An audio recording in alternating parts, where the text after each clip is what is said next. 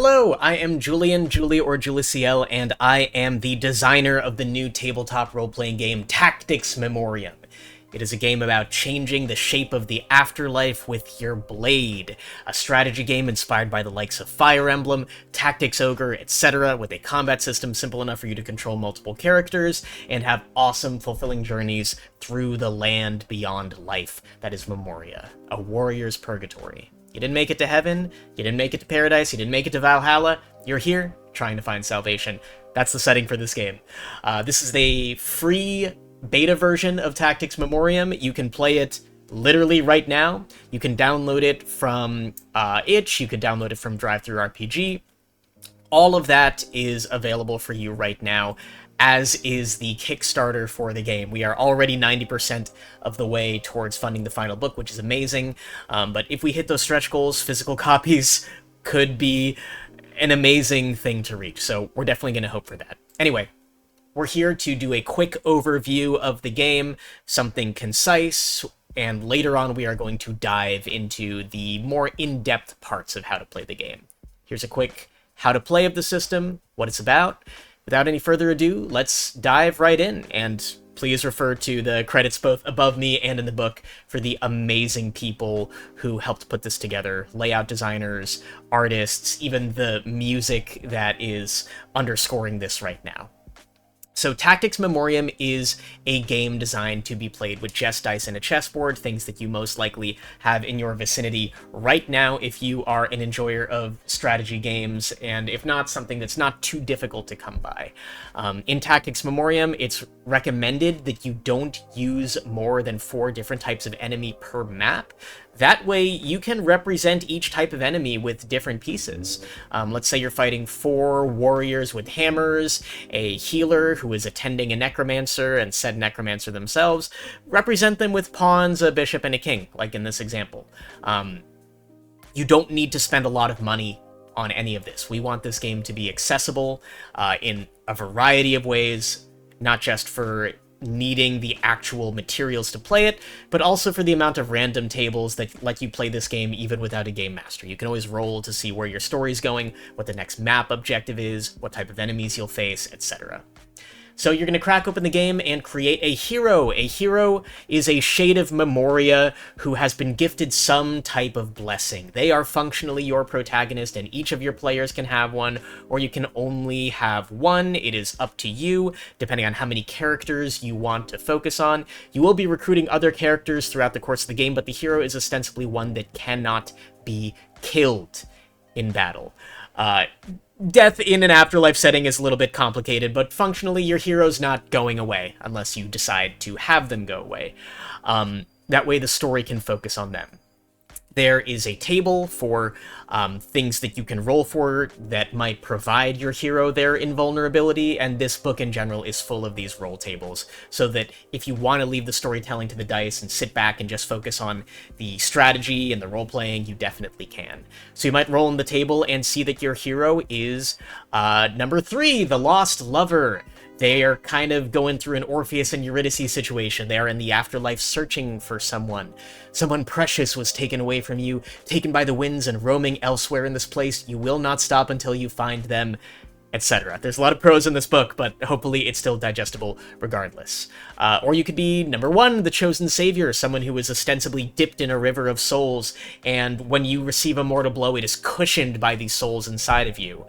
There's positives and negatives to each of them, and in our more thorough videos, we'll be going through this more in depth.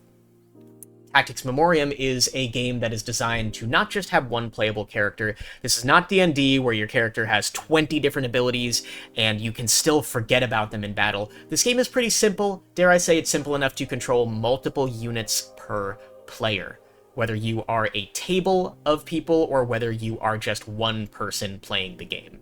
And we have some ideas for who your character might start with, such as a mentor, a more experienced warrior who begins with a wound so that they are more likely to perish in battle, but in the event of their passing, one of their skills is passed on to the hero.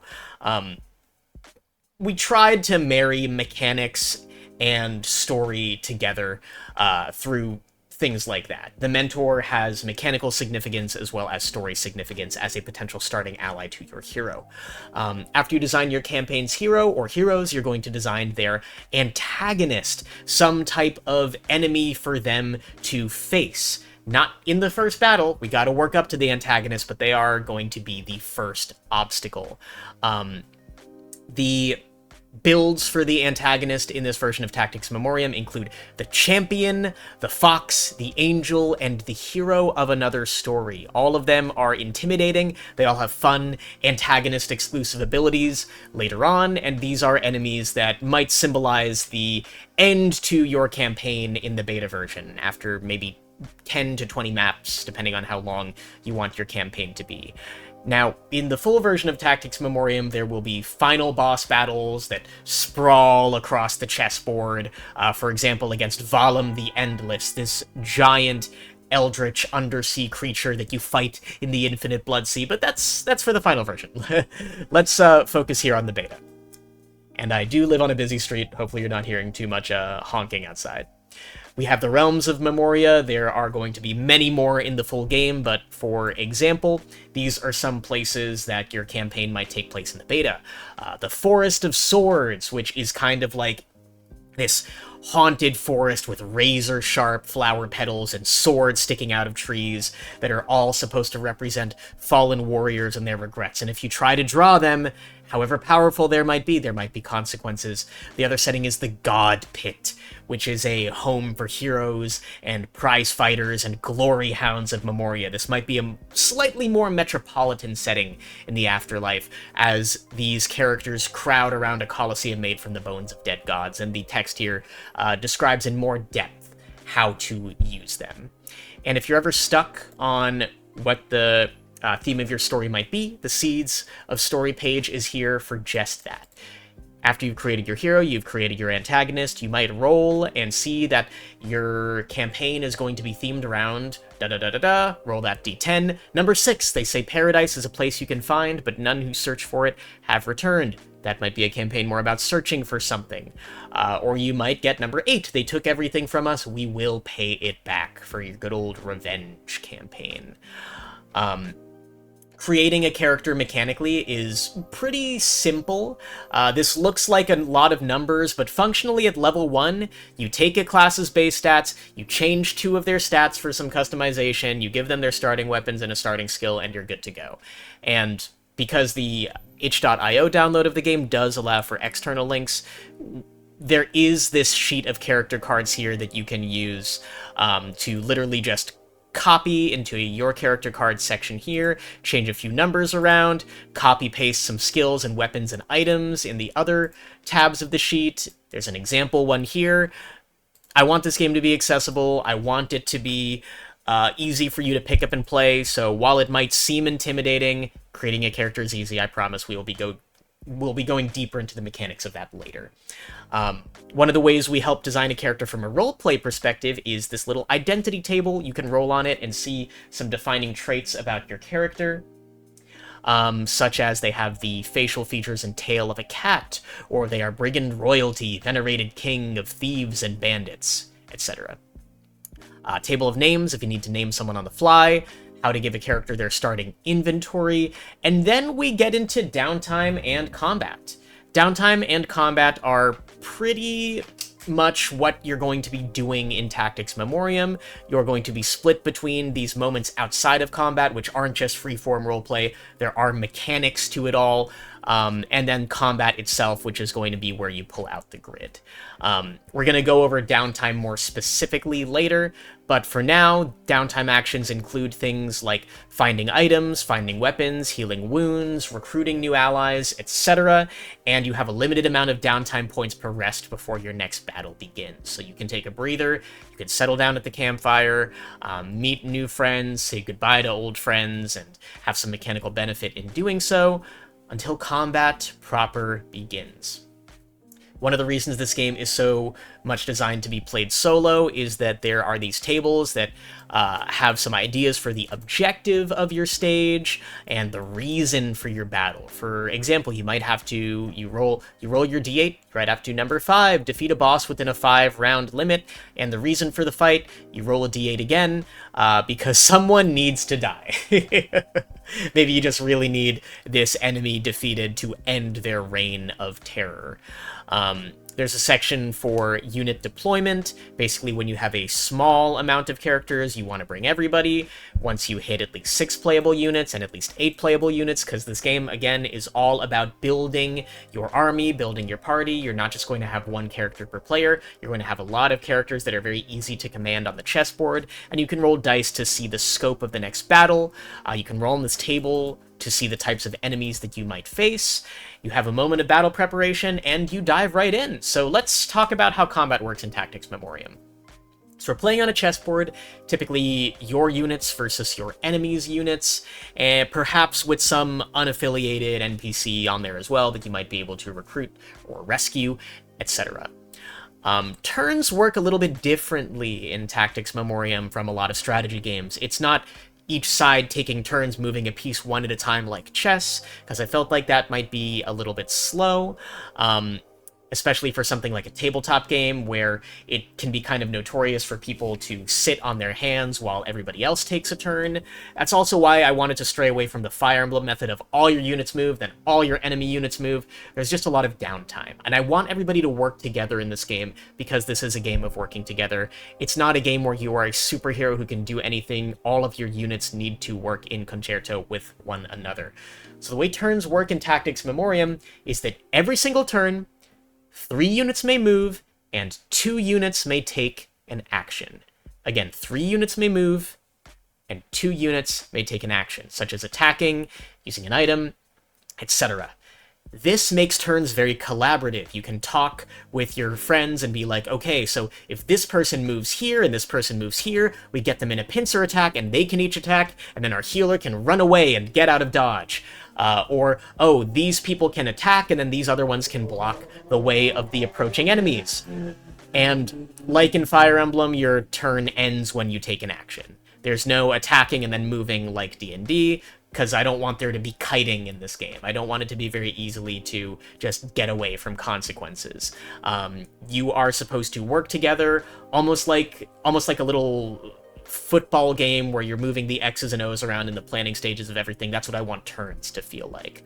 There's no diagonal movement in Tactics Memoriam, except for with the occasional skill, which is not universal across the board. So for the most part, movement is going to be isometric. You're going to count squares in that way. Those are the actions in combat. Your stats are going to be hit points, HP, aim, focus, guard, reflect, movement. HP, aim, focus, guard, and reflect are the stats that can actually increase on level up. Aim is kind of like your physical hit, focus is like your magical hit, guard is your physical defense, reflect is your magic defense, HP is the number representing your stamina, and once it hits 0, you are taken out of the battle, you receive a wound, once you have 3 wounds, you're dead, and you still have to complete the battle even with one or more of your enemy or your units defeated. Otherwise, there might be some consequence in the story. That's kind of roughly an overview of how everything works regarding stats. Again, we're going to go deeper into it in these more elaborate guides. Right now, I mostly just want to give you an overview of the game. In Tactics Memoriam, every unit is going to fit into a movement type. This is kind of a take on the Fire Emblem weapon triangle. It would be far too much to check an enemy's equipment every time you attack them to see if you get a bonus, so rather than that, I went with movement types. Every single unit in the game, enemy or ally, is going to be an armor, a runner, or a rider. Armors have the lowest movement but the highest stats, riders have the highest movement but the lowest stats, and riders could be cavalry, they could be flying units with wings on their back or flying atop giant bats, or they could be just really fast people like beast folk or spear fighters that ride on the wind as they run around. And then your runners are in the middle. They have middle of the ground movement and their stats are not as high as armors and not as low as riders. Now, each movement type is weak to a type of damage. Slashing damage, the wide arcs of swords and axes, grants advantage against runners. Breaking attacks like hammers, certain magic spells, etc.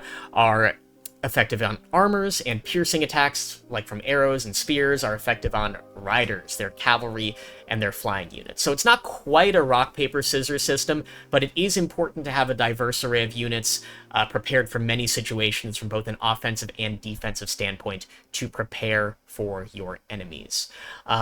Attacking a unit with a weakness, with their weakness, rather, grants advantage, which is an extra die. Not only is that a higher chance to hit, but also if numbers on the die match, you get a critical hit and you deal extra damage. You basically get to add the number on the die to your weapon's might and deal a little bit of extra damage. Attacks in Tactics Memoriam tend to deal fixed damage. They just deal damage equal to the weapon's power plus either your aim or focus, depending on if they're physical or magical. So you need critical hits to deal extra damage, you need advantage to deal extra damage, and there's a lot of ways to stack cases of advantage and really hope for these multiple dice to yield some pairs.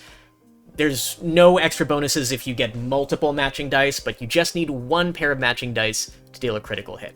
And there's a few different ways to get a critical hit. Not only is there attacking enemies' weakness, not only are there certain skills, there's also pincer attacks. So if an enemy is surrounded on either side and they are attacked, either by one of their surrounding foes or somebody from farther away, that grants an advantage die.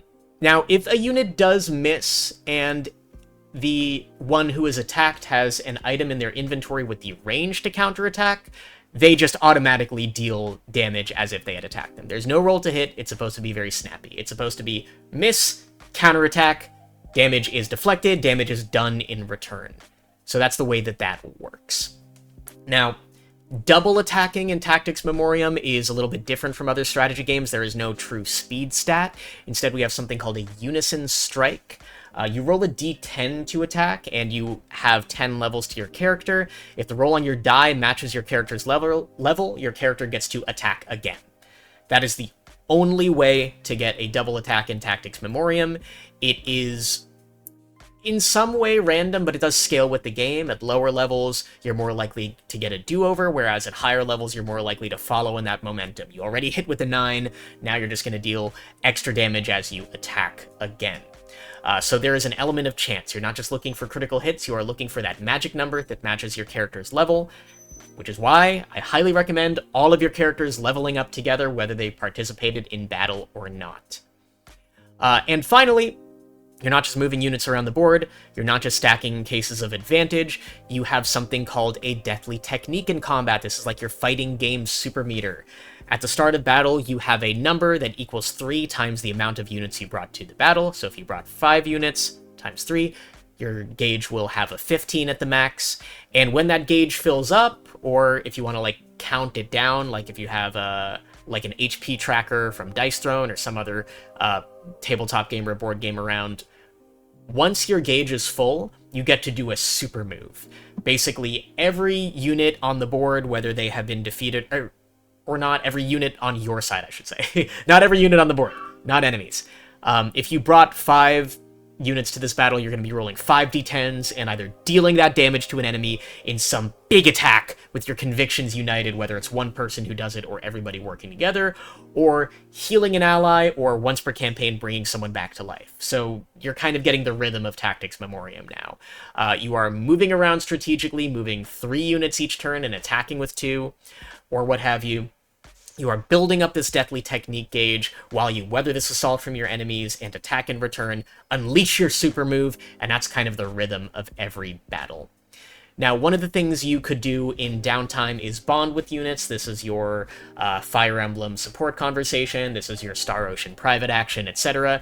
Units that bond with each other can call upon these bonds in battle to grant advantage, or tick the value of dice up and down equal to the value of their bond. Now, the bond can only go up to 3 because we don't want you to be able to shift a d10 that much, but this once per battle ability can turn misses into critical hits, or can turn just any attack into a critical hit if you are using it at the right time. It's recommended you level up every few maps in Tactics Memoriam, depending on how long you want your campaign to be. When you level up, you just get 2 points to add to a unit's stats. And you might have remembered I mentioned earlier on that when you create a character, you add 2 points to their stats. Tactics Memoriam is very purposefully designed so that you can create a character of any level by taking their class's base stats and adding a value equal to 2 times level across them. So you could create a level 5 character by taking the base stats of their class and adding 10 across their stats. You create a level 1 character by taking their base stats and adding 2 across their stats. It's 2 times their level for the amount of stats that you add to a unit at any level, so you can efficiently design players and enemies.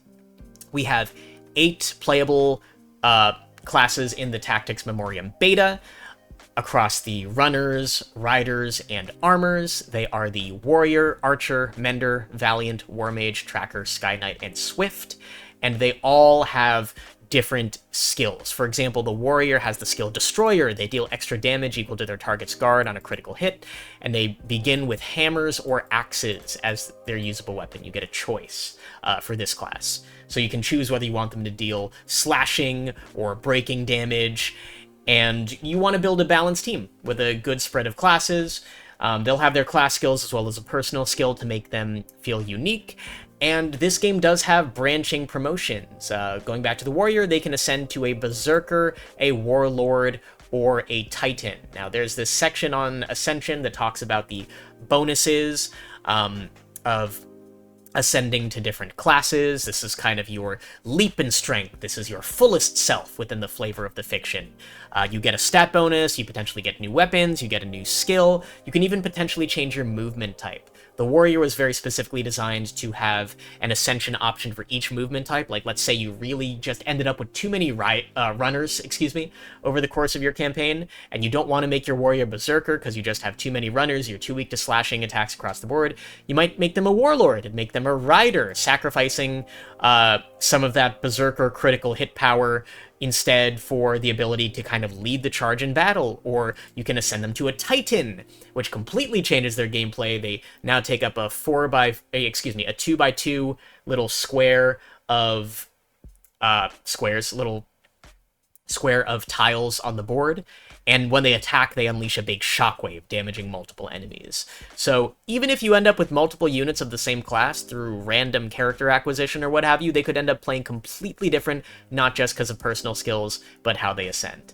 And yes, in the final version of Tactics Memoriam, which is going to have like 20 base classes, there's a lot of different ascended classes that you will have access to. On pages 88 and 89, we have personal skills. These also help units distinguish themselves from one another. For example, the skill Running Draw. A unit may gain an advantage die if they move at least 3 squares from their original position before attacking. A warrior with that will play completely differently from a warrior with Shield Throw. If a unit has a shield or ward equipped, they may counterattack at any range, and counterattacks deal additional damage. These personal skills will help your units feel unique, and through one action you can take in Downtime Parting Ways, you can pass along these skills along with class skills to your allies when one of your units decides to leave the party. It's a way to mechanize saying goodbye and leave something with you. So Tactics Memoriam has a lot of potential for crazy skill builds. We have this little section here for antagonist-only skills, which I am really excited about to kind of make your antagonist feel like a proper threat. There's a section for creating your own classes, because believe it or not, all these base stats, all these weapon types are following very specific rules of total stats per movement type, etc. So here's a nice little guide here on how to create a completely hypothetical class set here. For this case, a Fusilier who promotes to an Arcane Gunner, if you want somebody who uses guns and magic. There are 11 different weapon types in the base game of Tactics Memoriam. There's going to be 12 in the final one. I'm going to add a melee magic type called Auras into it.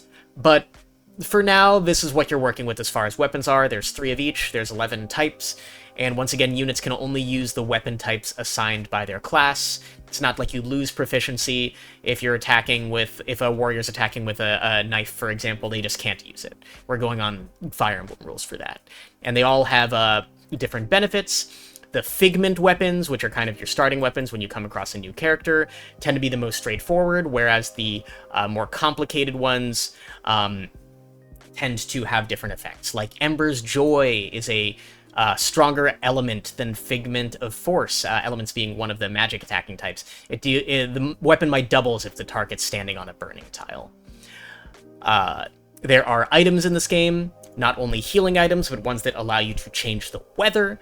There are items that you can equip as wards or shields, which increase your unit's defense. Without wards and shields, it's pretty hard to dodge attacks in Tactics Memoriam, so their bonuses are pretty big, so you kind of want to commit whether you want your unit to fill their limited amount of inventory slots with something, with an array of weapons that could hit multiple unit types, or whether you want them to equip a shield and perhaps a ward and just go defensive and focus on counterattacking. There isn't a system of gold or currency in Tactics Memoriam. Instead, we have the item table here when you're supposed to randomly acquire an item, you roll for it, and they do have value equal to their number on the item table. For example, a salve has a value of 5. It always takes the higher number of the possibilities you could roll for, whereas a steady shield has a value of 14. So if you have a salve and a steady shield, you can trade them during downtime for anything up to 19 value, 19 on the table, so the essence of imprisonment and below. There's a little guide for resolving conflict outside of battle. This is not supposed to be a skill check heavy game. We'd kind of rather you just follow the good faith of the fiction itself and talk to each other about what might happen. But if you're really not sure, there's kind of a little breakdown as to what the stats might represent. You'd roll a die and then add to it. There's a little guide for how difficult each task would be. Aim might correspond to conviction, confidence, and determination if you choose to add it to a die. Focus might imply thought, intuition, or foresight, etc. But again, this isn't supposed to be a game of skill checks, but the option does exist there. There's some options for tile effects. There's some options for weather on the chessboard, like Rainstorm, which really hurts the movement of flying units, or Soul Cage, because this is an ethereal afterlife setting where the battlefield wraps around itself and you can exit off one side of the chessboard and reappear on the other instantly, which could be fun to invoke on an escape map, for example. There's a little guide for enemy behavior and their priorities, how to make stage bosses unique and special by increasing their stats or giving them skills. There's an end of battle reward table. I'm kind of rushing through things right now because I feel like you have the meat of the game at this point. This section for resolving defeat is very important because this isn't a video game. It's not like you just get a game over and reset when a unit dies. You keep going. Even if your units are all defeated on this map against your antagonist, you keep going. You know, does your antagonist imprison you? Is your hero the only one left not imprisoned and forced to wander Memoria until they gather new allies? After being defeated, you need to ask yourself, who was it that defeated you? What were the consequences? And what comes next? And then, on that note, there is a guide to wounds and character death. Once again, if a unit is defeated 3 times in combat without taking a downtime action to heal that wound, they are gone. They are consigned to oblivion, they did not find salvation, and one way or another they exit your campaign permanently, whether they fade or whether they leave never to be seen again. There's got to be consequences to a game where you are trying to find yourself, right? But it is supposed to be a game that encourages optimism and hope alongside the grim setting. Well, that was a very quick overview of Tactics Memoriam. Hopefully this gives you an idea of what the game is like if you want to try it for yourself. I'm going to be releasing more guides over the course of this month over what the classes are, how the skills work, etc., more focused ones, but I wanted to give you a little overview for how the game works. And if you like it, again, download it for free. Download it for free right now on itch. Download it for free right now on DriveThruRPG. Drop a rating if you want, and if you have anything to give, the Kickstarter is real close. So that's Tactics Memoriam. That is our tabletop game. about finding yourself, finding friends, finding comrades in the afterlife, and changing it with your blade, playable with just dice and a chessboard. Hope you enjoyed it, and I will see you very soon.